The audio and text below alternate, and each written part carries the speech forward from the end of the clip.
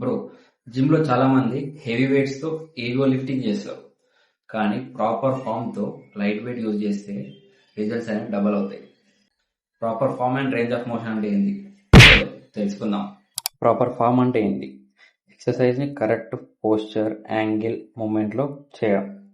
దీనివల్ల muscle activation correct అవుతుంది, injury risk అనేది తగ్గుతుంది, స్ట్రెంగ్త్ అండ్ గ్రోత్ లో బెటర్ పర్ఫార్మెన్స్ ఉంటుంది. రేంజ్ ఆఫ్ మోషన్ అంటే ఏంటి?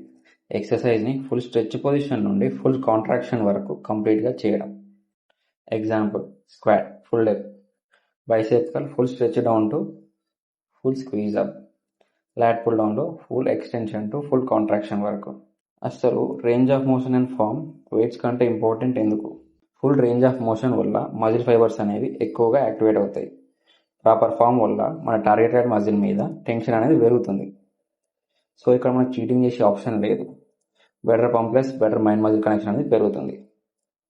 గుడ్ ఫామ్ తో పర్ఫామ్ చేసినప్పుడు మజిల్స్ అనేవి ఫాస్ట్ గా గ్రో అవుతాయి. హెవీ వెయిట్ యూజ్ చేసినప్పుడు ఈగో లిఫ్టింగ్ ద్వారా మజిల్ అనేది ఎక్కువ గ్రో అవ్వదు. నెక్స్ట్ వర్కౌట్ లో slow reps and full range of motion తో పర్ఫామ్ చేయండి బ్రో. మీకే డిఫరెన్స్ అర్థమవుతుంది. ఏమైనా తప్పుగా చెప్పుకుంటే let me know in the comments bro, so that నేను కూడా నేర్చుకుంటాను. ఒక్కటి యాదించుకో, కన్సిస్టెన్సీ లేని డ్రీమ్ ఇమాజినేషన్ మాత్రమే.